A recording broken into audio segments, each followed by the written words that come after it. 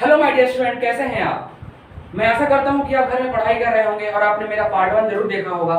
कैसा लगा आपको। और आज मैं आपके लेके आया हूं मैथमेटिकल रीजनिंग का पार्ट 2। जिसने मेरा पार्ट 1 नहीं देखा, पहले जा करके वो पार्ट 1 देखे, फिर आज के वीडियो में वो कंटिन्यू करे। क्योंकि अगर जिसने मेरा पार्ट 1 नहीं देखा उसको आज का पार्ट 2 समझ में नहीं आने वाला। अगर आपको वीडियो अच्छा लगे तो चैनल को सब्सक्राइब करिए, बेल आइकन को दबाइए ताकि मेरे आने वाले वीडियो आपको मिल सके, उनके नोटिफिकेशन आपको मिल सके। चलिए मैं स्टार्ट करता हूं पार्ट 2 मैथमेटिकल रीजनिंग। देखिए, हम लोग उस दिन कंडीशन की बात कर रहे थे।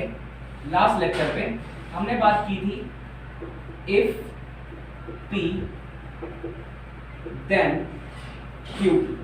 उसी के आगे से आज हम लोग कंटिन्यू कर रहे हैं इफ P देन Q। इसकी कुछ कंडीशंस भी होती हैं। सबसे पहली कंडीशन होती है कॉन्ट्रा पॉजिटिव। क्या होती है? Contrapositive. अब कॉन्ट्रा पॉजिटिव क्या होता है? Contrapositive of if P then Q। आज हम लोग contrapositive of if P then Q की बात करने वाले हैं। अब ये कॉन्ट्रा पॉजिटिव होता क्या है आखिर? अच्छा, कॉन्ट्रा पॉजिटिव होता है ये कि अगर मैं एक इसका क्या करूं, इफ P देन Q का क्या करूं, कॉन्ट्रा पॉजिटिव लूं, तो ये क्या होता है? निगेशन ऑफ Q और निगेशन ऑफ P। यही क्या होता है इसका कॉन्ट्रा पॉजिटिव। आपको मैं इसको एग्जांपल के थ्रू समझाता हूं। मैं एक एग्जांपल लेता हूं इसी पे, कॉन्ट्रा पॉजिटिव पे। इसका अगर मैं एग्जांपल लूं, क्वेश्चन लिखता हूं, square of an integer is odd. Square of an integer is odd is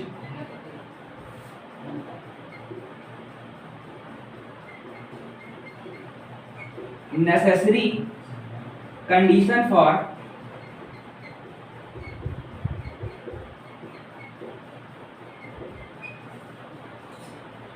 integer to be odd।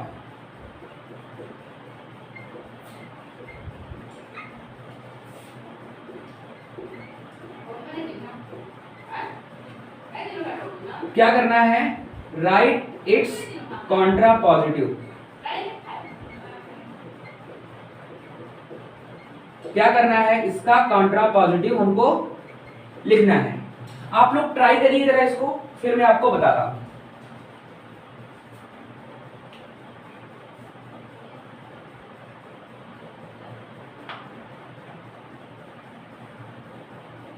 आपने क्वेश्चन नोट कर लिया होगा या देख लिया होगा। चलिए हम इसको सॉल्व करते हैं। क्या बोला है? Square of an integer is odd is necessary. अच्छा, अगर आप लोग ने मेरा पिछला वीडियो देखा है तो आपने जरूर देखा होगा कि क्या होता है, Q is necessary for P। हम इफ P देन Q को Q is necessary for P लिखते हैं। यानी हम पहले स्टेटमेंट Q लिखते हैं, बाद में स्टेटमेंट P लिखते हैं। यानी square of an integer is odd. क्या है हमारा स्टेटमेंट? Q लिखा हुआ है। और इंटीजर टू बी ऑड, ये हमारा कौन सा स्टेटमेंट है? P स्टेटमेंट है। Rights it's Contra positive. हमको क्या लिखना है? इसका कॉन्ट्रा पॉजिटिव लिखना है। तो इसका मैं कॉन्ट्रा पॉजिटिव आपको लिख के दिखाता हूं। देखिए, पहले स्टेटमेंट Q का क्या होगा? निगेशन, फिर देन निगेशन ऑफ P। तो क्या बोल रहा है? If square of an integer, square of an integer is not odd. हमको क्या लेना है? Q का निगेशन। तो हमने क्या ले लिया? Square of an integer is not odd. Then if Q then P, यही लिखना होता है। तो क्या होगा? Square of an integer is not odd, then integer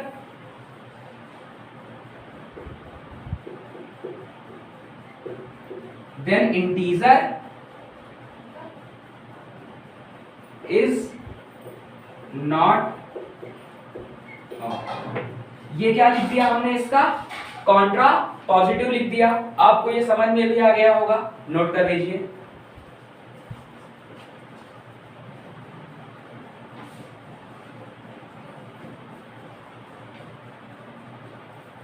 आपने नोट कर लिया होगा, आगे चलते हैं।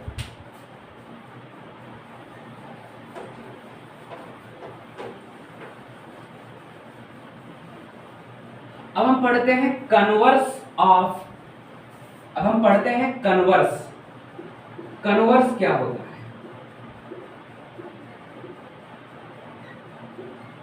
Converse of if P then Q. Converse क्या होता है इफ पी देन क्यू का? अच्छा, अगर मैं इसके कन्वर्स की बात करूं तो इसका कन्वर्स क्या होता है, आप इसका ऑर्डर चेंज कर दीजिए, इफ क्यू देन पी कर दीजिए, यही क्या हो जाएगा आपका converse of if P then Q हो जाएगा। अगर मैं इसका आपको एक क्वेश्चन लिखूं, if it is rain then match is called off. तो मैच क्या हो जाएगा, कॉल्ड ऑफ, तो मैच को बंद कर दिया जाएगा। तो पहले हमको क्या लिखना है, right it's converse. Right it's converse, हमको क्या लिखना है, इसका कन्वर्स लिखना है। आप लोग इसको ट्राई करिए, फिर मैं इसको बताता हूं। आप लोगों ने ट्राई कर लिया होगा, चलिए बताते हैं इस क्वेश्चन को। देखिए, हमको क्या लिखना है, इसका कन्वर्स लिखना है। और कन्वर्स होता क्या है, पहले आपको Q लिखना है, बाद में P लिखना है। और ये तो सिंपल वाला ही है, इफ P देन Q वाला है। तो इट इज रेन क्या है आपका स्टेटमेंट, P है। और मैच इज कॉल्ड ऑफ कैसा है आपका स्टेटमेंट, Q है। तो पहले आपको क्या लिखना पड़ेगा, Q लिखना पड़ेगा। If match is called off, then फिर P स्टेटमेंट। P स्टेटमेंट क्या है, it is rain, then it is. I hope you can understand this. आप लोग इसको नोट कर लीजिए, फिर चलते हैं आगे।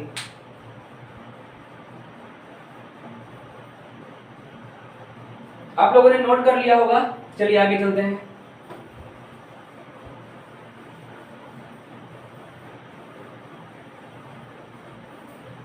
अब बात करते हैं inverse of if P then Q की।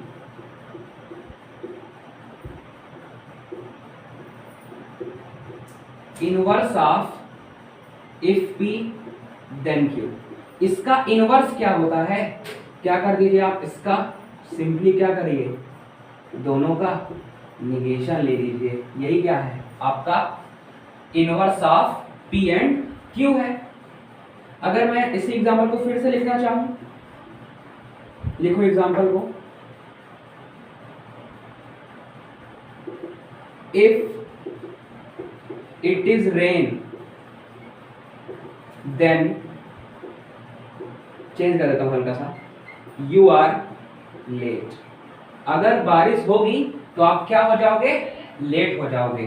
तो हमारा स्टेटमेंट ये सिंपल वाला ही है, इफ पी, तो पहले पी लिखा होगा और बाद में क्यू लिखा होगा। हमको क्या लिखना है, इसका इनवर्स लिखना है। तो इसका इनवर्स हम लोग कैसे लिख सकते हैं, देखिए पहले क्या करना होगा, आपको निगेशन लेना होगा पी का। तो पी क्या है, इट इज रेन, तो इसका निगेशन लीजिए, it is not rain. It is, if it is not rain then you are not late। Negation Q का भी हो गया, then you are not late। तो ये क्या हो गया, हमारा इनवर्स हो गया किसका, if p then q का। आप इसको नोट कर लीजिए, फिर हम अपने लास्ट कनेक्टिव चलते हैं if and only if में।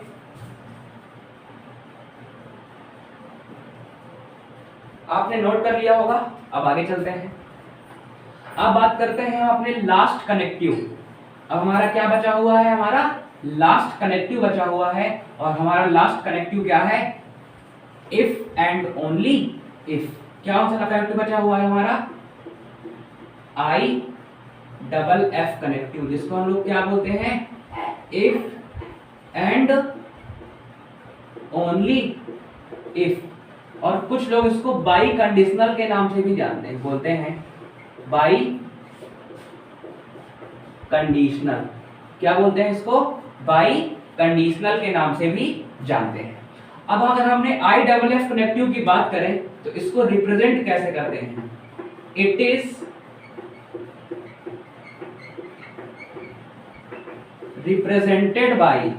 इसको हम लोग कैसे रिप्रेजेंट करते हैं, एक स्टेटमेंट P, फिर जो हमारी एरो है उनको हम दोनों साइड लगाते हैं, फिर स्टेटमेंट Q लिख देते हैं।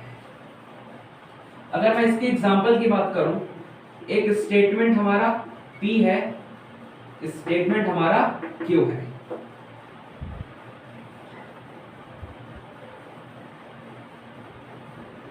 Student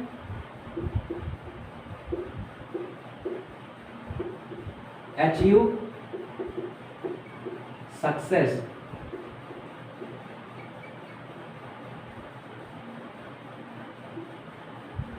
they do hard work.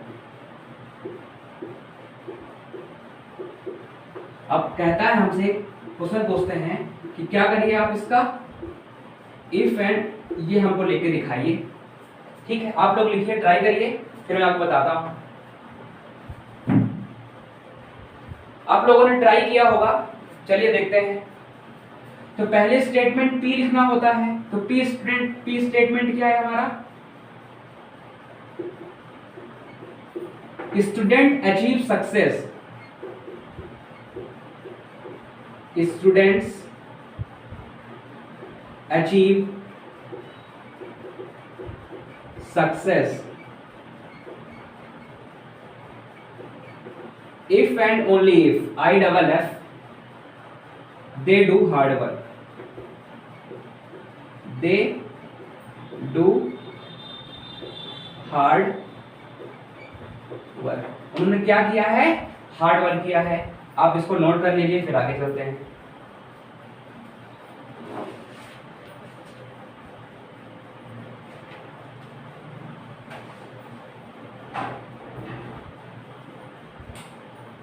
आप लोगों ने नोट कर लिया होगा, अब आगे चलते हैं। आखिर ये किसके इक्विवेलेंट होता है, if P statement, if and only if Q statement किसके इक्विवेलेंट होता है, इसको हम किसके इक्विवेलेंट लिख सकते हैं। तो ये इक्विवेलेंट होता है इफ P देन Q के, and if Q then P के। ये इसके इक्विवेलेंट होता है, इफ P देन Q के and if Q then P के इक्विवेलेंट होता है।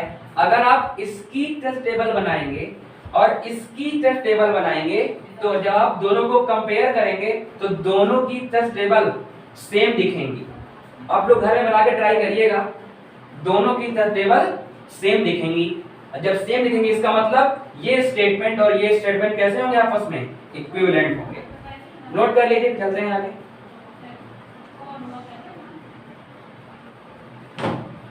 आप लोगों ने नोट कर लिया होगा, अब आगे चलते हैं। बात करते हैं इसके निगेशन की, बात करते हैं इसके निगेशन की। इसका निगेशन लिया जाए अगर, अच्छा क्या कर रहे हैं हम लोग, इफ एंड ओनली इफ का क्या कर रहे हैं, निगेशन लेना चाहते हैं।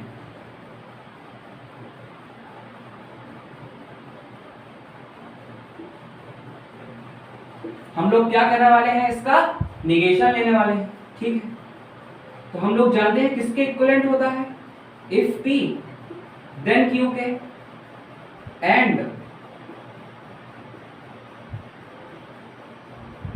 इफ Q देन P के।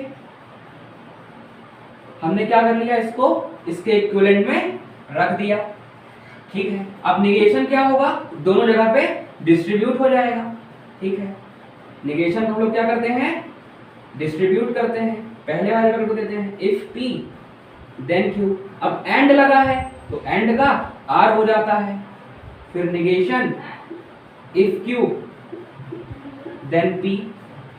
अब निगेशन, अच्छा एक चीज और देखिए, हमने लास्ट में पढ़ के रखा है कि जो इफ P है देन Q है वो किसके इक्विवेलेंट होता है, नॉट P और Q के इक्विवेलेंट होता है। इसका मतलब हम इसके प्लेस में क्या रख सकते हैं, नॉट P और Q रख सकते हैं। ठीक है, क्या रखते हैं हम लोग, नॉट P और Q रख लेते हैं। और एंड है, सॉरी R है, निगेशन अगर P if P then Q है तो नॉट P और Q, if Q then P है तो नॉट Q और P हो जाएगा, जस्ट अपोजिट हो जाएगा उससे। अच्छा, अब निगेशन इसके अंदर भी जाएगा और निगेशन इसके अंदर भी जाएगा। तो जब P में निगेशन है, इसमें निगेशन है, जब निगेशन दो बार आता है तो निगेशन हट जाता है। तो यहां से P से निगेशन हट जाएगा, R लगा है तो R का एंड हो जाएगा। निगेशन अब इसके अंदर भी जाएगा, निगेशन यहाँ पे भी, निगेशन यहाँ पे भी, तो निगेशन Q से हट जाएगा। यहाँ पे R लगा है तो R का एंड हो जाएगा और P पे निगेशन, अच्छा यहाँ पे निगेशन छूट गया क्या, निगेशन Q पे निगेशन होगा ना, यहाँ पे निगेशन ऑफ Q, भाई निगेशन P पे भी जाएगा, R का एंड हो गया, निगेशन Q एंड, और निगेशन Q पे हट गया, निगेशन P पे लगा दिया। तो हमारा ये क्या आ गया, if and only if connective का क्या हमने कर लिया, निगेशन ले लिया। आप लोग इसको नोट कर लीजिए, फिर हम लोग आगे चलते हैं। अब चलिए क्वेश्चन करते हैं इसी के बेसिस पे जो हमने पढ़ के रखा है। मैं आपको क्वेश्चन देता हूं, ही स्विम्स, IFF यानी if and only if water is warm, अगर क्या होगा, पानी गर्म होगा तभी वह तैरेगा। क्या कह रहा है क्वेश्चन, क्या बोल रहा है, right it's negation, right it's negation. आप लोग इसको ट्राई कर सकते हैं, फिर हम इसको बताते हैं। ट्राई करिए आप इसको जल्दी से।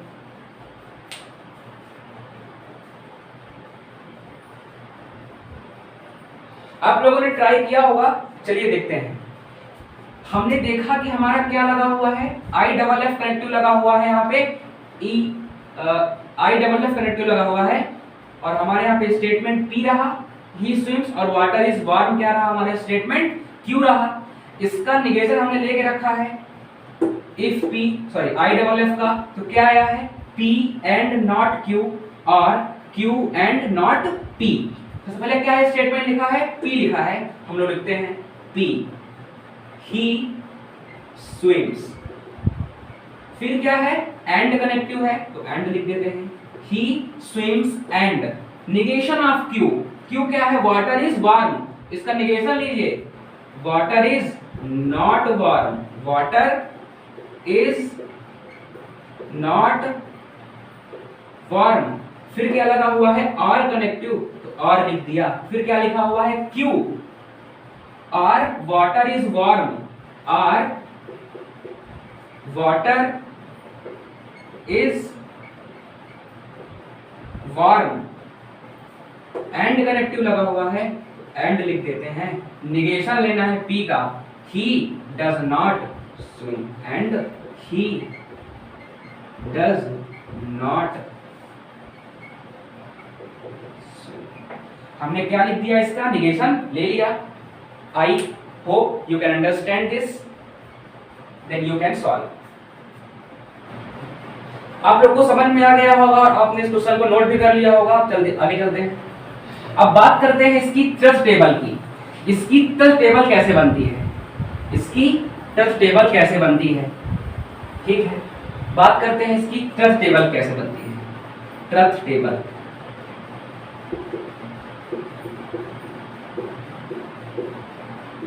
इसकी टेबल कैसे बनती है? ठीक है, स्टेटमेंट कितने थे? दो, एक स्टेटमेंट P है और एक स्टेटमेंट Q है। क्या ले रहे हैं दोनों के बीच में हम? IFF कनेक्टिव लेकर रहे हैं। ठीक है, तो या तो स्टेटमेंट दोनों ट्रू हो सकते हैं या दोनों फॉल्स हो सकते हैं या एक ट्रू हो सकता है या फिर एक फॉल्स हो सकता है। बताइए, यही केस थे उस दिन। ठीक है, मैं बात करता हूं जब हमारे दोनों स्टेटमेंट कैसे हैं? ट्रू हैं। P भी ट्रू है और Q भी ट्रू है। P भी फॉल्स है और Q भी फॉल्स है। P ट्रू है, Q फॉल्स है, P फॉल्स है और Q ट्रू है।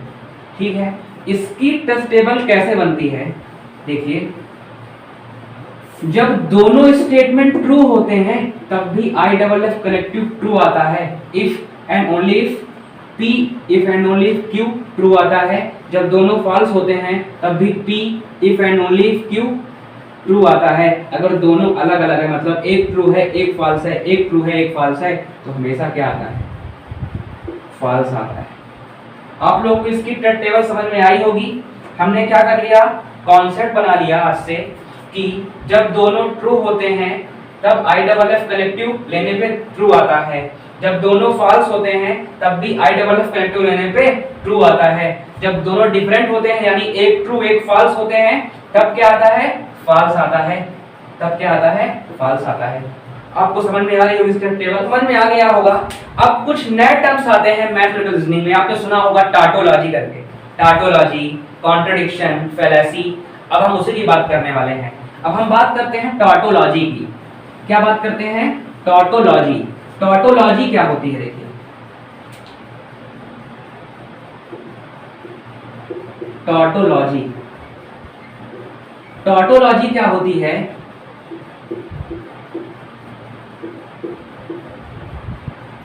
If a statement,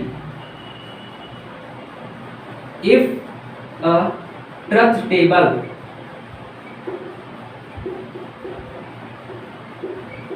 of a statement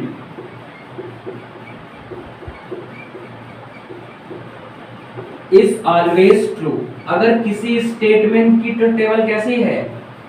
हमेशा ट्रू है।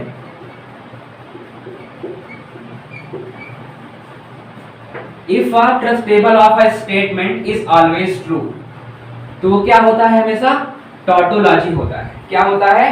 टॉटोलॉजी होता है। एक स्टेटमेंट को हम टॉटोलॉजी कब बोल सकते हैं? जब वो कैसा होता है? हमेशा ट्रू होता है। If a trust table of a statement is always true, then statement is called tautology.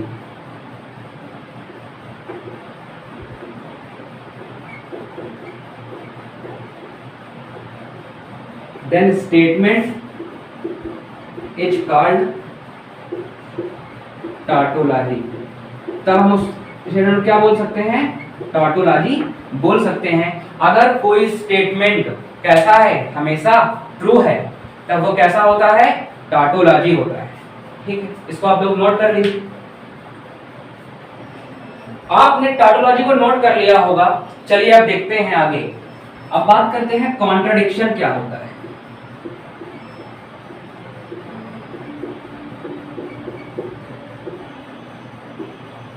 Contradiction को हम फैलेसी भी बोल सकते हैं। कॉन्ट्रडिक्शन को हम लोग फैलेसी भी बोल सकते हैं। ए स्टेटमेंट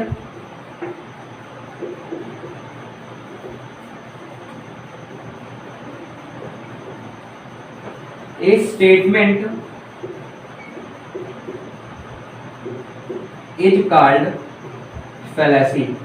एक स्टेटमेंट को फैलेसी तभी बोल सकता है, एक स्टेटमेंट को फैलेसी तभी बोला जा सकता है if it is always false. If it is always false, तब वो कैसा हो? हमेशा गलत हो। इसको आप लोग नोट कर लीजिए। फिर एक क्वेश्चन करते हैं बढ़िया सा।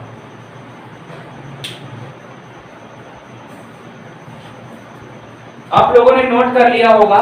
चलिए चलते हैं आगे थोड़ा सा।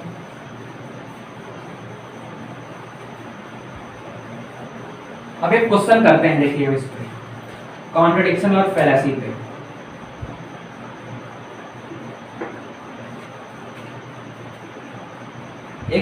इफ P देन Q है एंड P नॉट Q है। ऑप्शन दिया है, बोल रहे हैं कि क्या है, टॉटोलॉजी है, बी कॉन्ट्रडिक्शन है,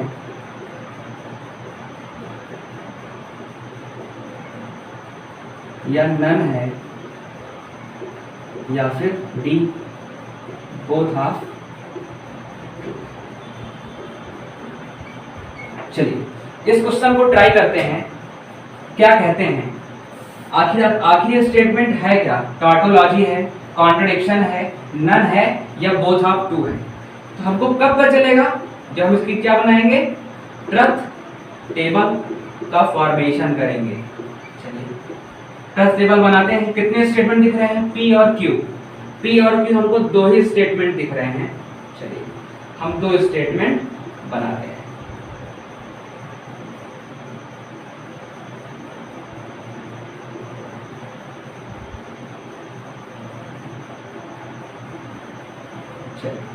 या तो दोनों ट्रू ट्रू, फॉल्स फॉल्स, एक ट्रू एक फॉल्स, एक फॉल्स और एक ट्रू।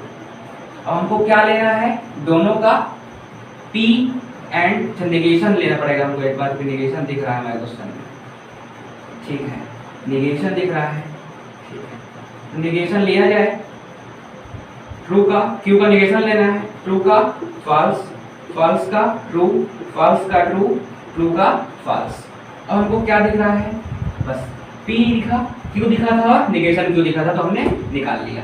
अब निकालते हैं हम इफ P देन Q।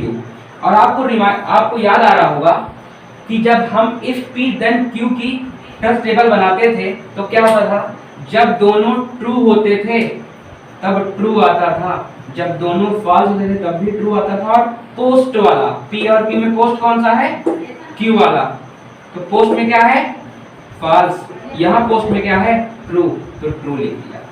अब हम क्या लेते हैं, P एंड नॉट Q लेते हैं।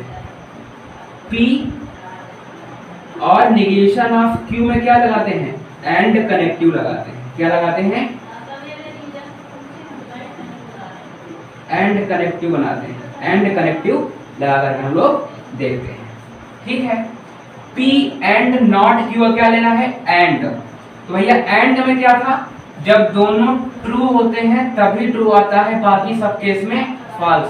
तो केवल इस केस में दोनों ट्रू हैं तो इस केस में ट्रू आएगा और बाकी सब केस में फॉल्स आने वाला है। अब दोनों का ये भी आ गया और ये भी आ गया। अब दोनों का क्या लेना है हमको, इफ P देन Q। और अब क्या लेना है हमको, इन दोनों का R लेना है। अब इन दोनों का R क्या होता है, जब दोनों फॉल्स होते हैं तभी फॉल्स आता है, बाकी सब केस में ट्रू आता है। देखो यहाँ पे तो कोई फॉल्स, दोनों फॉल्स दिख ही नहीं रहे, यानी सब केस में कैसा आएगा, ट्रू। अच्छा, यानी हमसे इसी स्टेटमेंट की बात पूछ रहा था। सब कैसे दिख रहे हैं, ट्रू दिख रहे हैं। इसका मतलब हमारे ये क्या हो जाएगा, इसका आंसर टॉटोलॉजी इसका आंसर हो जाएगा। आपको समझ में भी आ गया होगा। अब चलिए आगे चलते हैं।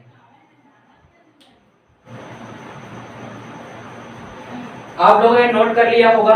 अब चलते हैं हम लोग आगे। अब नेक्स्ट क्वेश्चन की बात करते हैं, या फिर हम थोड़ा सा फॉर्मूले की बात कर लेते हैं। अब जो काम हम कैसे कर रहे हैं, ट्रुथ टेबल से कर रहे थे, अब हम कुछ क्वेश्चन को फॉर्मूले से भी करने वाले हैं। अब कुछ लोग बोलेंगे सर जी ट्रुथ टेबल से क्वेश्चन काफी बड़ा हो जाता है। हाँ जरूर बड़ा है, पर कॉन्सेप्ट ट्रुथ टेबल से कभी गलत नहीं हो सकता। अब हम कुछ फॉर्मूले की बात करते हैं।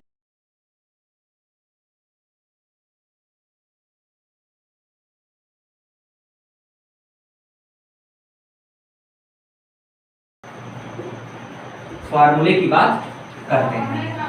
अब यहाँ पे T क्या है, टॉटोलॉजी है। अगर आप इसको सेट थ्योरी से रिलेट करेंगे तो काफी आसान हो सकता है आपके लिए। C क्या है, कॉन्ट्राडिक्शन। C क्या है, कॉन्ट्राडिक्शन। अब T को हम लोग क्या बोल देते हैं, टी को बोलते हैं टॉटोलॉजी और सी को क्या बोल देते हैं, कॉन्ट्रडिक्शन बोल देते हैं।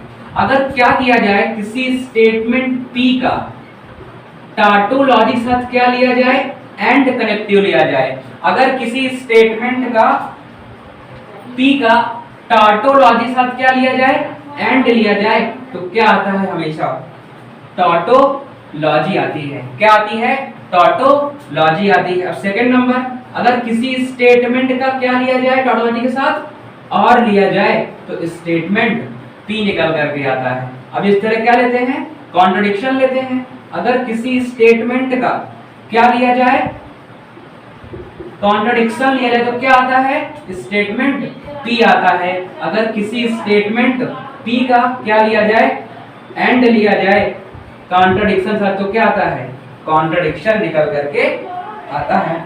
अगर अब टॉटोलॉजी का एंड और लिया जाए, किसके साथ, कॉन्ट्रडिक्शन के साथ। अगर क्या लिया जाए, टॉटोलॉजी का एंड लिया और लिया जाए कॉन्ट्रडिक्शन साथ, तो क्या आता है, टॉटोलॉजी आती है।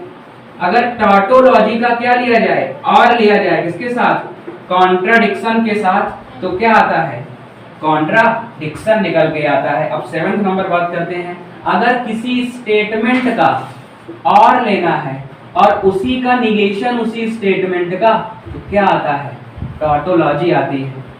अगर इस भाई अगर उसमें से गलत वाला हटा दोगे, भाई इसमें एक ट्रू है एक फॉल्स है, और गलत वाला हटा दे रहे हो, तो क्या बचेगा, ट्रू वाला ही तो बचेगा। अगर किसी स्टेटमेंट का एंड ले रहे हैं और उसका स्टेटमेंट हट, तो क्या बचेगा, कॉन्ट्रडिक्शन वाला चीज बचेगा। अब एक नाइन्थ फार्मूला, बहुत इंपॉर्टेंट फार्मूले है ये, देखिए। एक स्टेटमेंट पी है और क्या लगा है, क्यू, एक स्टेटमेंट आर लगा है, तो क्या कर लेते हैं हम लोग, पी और क्यू को एक साथ ले लेते हैं और आर को अलग दे देते हैं। ठीक है। एक 10th फॉर्मूला है, पी और लगा हो दोनों में, अगर दोनों जगह आर हो, अगर क्या हो, दोनों जगह आर हो, तो पी और क्यू को एक साथ ले लेते हैं और आर को अलग कर देते हैं। अब देखिए दोनों जगह अलग अलग हो जाएंगे। अब यहाँ पे तो आर है, लेकिन यहाँ पे क्या हो जाएगा, एंड हो जाएगा, तब फॉर्मूला कुछ और हो जाएगा। अब यहाँ पे तो पी है, यहाँ पे एंड है, लेकिन यहाँ पे क्या है, आर है, तब क्या होने वाला है, देखिए पी क्यू अलग जाने वाले हैं और पी और आर अलग जाने वाले हैं। यहाँ पे भी देखिए पी और क्यू एक साथ और पी और आर एक साथ। ठीक है, तो यहाँ पे क्या होगा, आर होगा, यहाँ पे भी क्या होगा, आर, लेकिन बीच में क्या होगा, एंड। यहाँ पे क्या है, एंड है ना, तो पी और क्यू के बीच में एंड, पी और आर के बीच में कैसा, एंड, और बीच में आर हो जाएगा। यही फार्मूले हैं, कुछ इंपॉर्टेंट फार्मूले, आप इनको नोट कर लीजिए। आप हम लोग कुछ इससे क्वेश्चन करने वाले हैं इनके फार्मूले के बेसिस पे। आप लोगों ने नोट कर लिया होगा, कुछ क्वेश्चन करते हैं इसके बेसिस पे।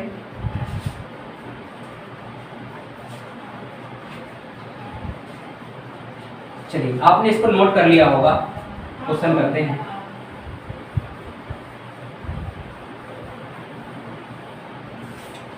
क्वेश्चन क्या कह रहा है,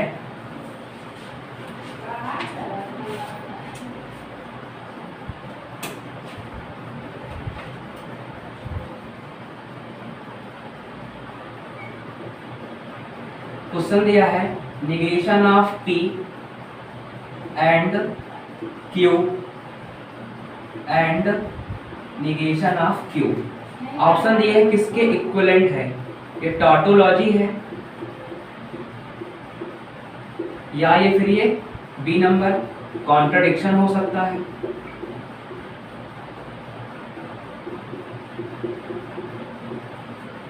या सी नन, या फिर डी बोथ। चलिए इस क्वेश्चन में बताता हूं कैसे करेंगे, सॉल्व करते हैं। देखिए दोनों जगह क्या, इसमें ये लिया गया है, देखिए इस फॉर्मूले का यूज हुआ है। पहले देखिए इसमें एंड है आर है, मतलब ये कुछ इस फॉर्म का लिखा, इसको क्या ये चीज इसके बराबर है? देखिए इस चीज को हम इस तरह लिख सकते हैं क्या, negation of P and Q, negation of Q. देखिए हमने क्या कर दिया, इस फॉर्मूले का यूज किया है। हमने किस फॉर्मूले का यूज किया है?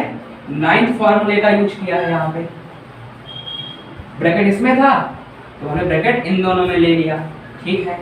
निगेशन ऑफ पी एंड किसी स्टेटमेंट क्यू और किसी स्टेटमेंट का उसका निगेशन, उसके बीच में एंड लगा हुआ है तो क्या आता है? याद करिए, किसी स्टेटमेंट पी और उसका निगेशन में क्या आता था?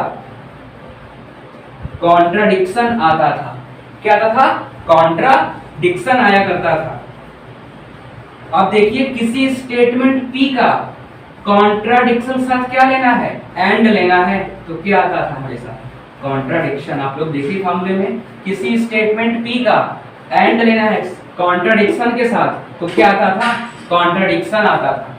अब इसका मतलब हमारा आंसर क्या आ रहा है? कॉन्ट्राडिक्शन। अब एक क्वेश्चन और करते हैं, इसको आप लोग नोट कर लीजिए। आप लोगों ने नोट कर लिया होगा, चलिए आगे चलते हैं।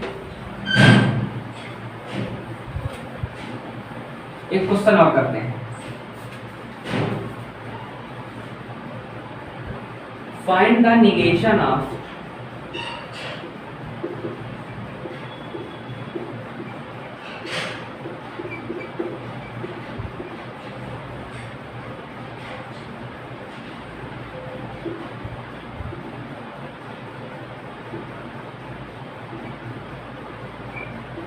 क्या करना है हमको? इस स्टेटमेंट का निगेशन लेना है। क्या करना है? इस स्टेटमेंट का निगेशन लेना है।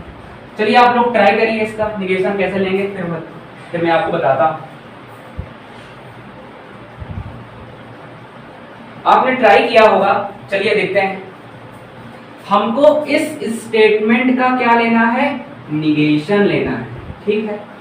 हम क्या करते हैं? इस स्टेटमेंट का निगेशन लेते हैं।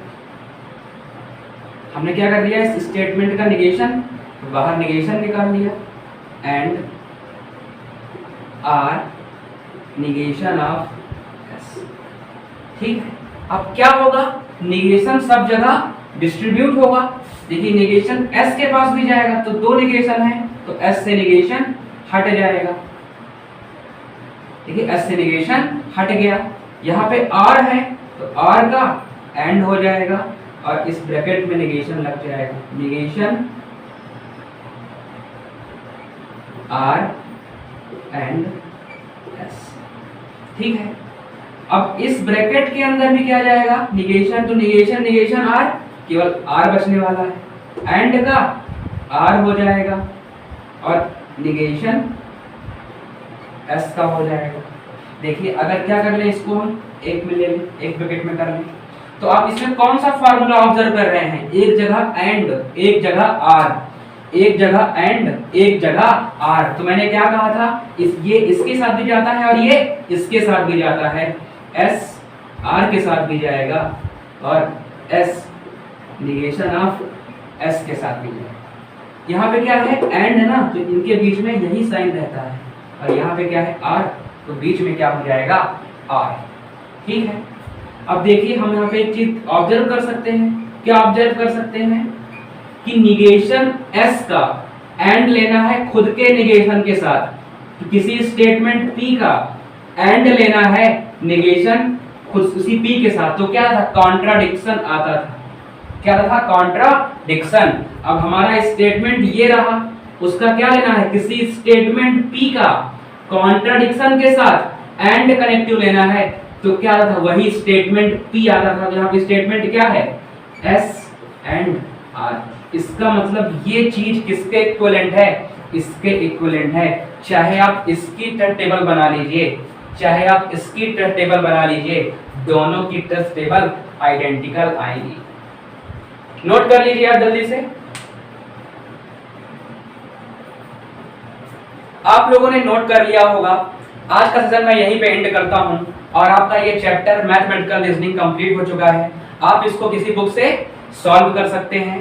और अब हम मिलेंगे अगले लेक्चर पे लीनियर इनइक्वालिटी के साथ। अगर आज का वीडियो आपको अच्छा लगा हो तो चैनल को सब्सक्राइब करिए, शेयर करिए, लाइक करिए और पढ़ते रहिए। Thank you.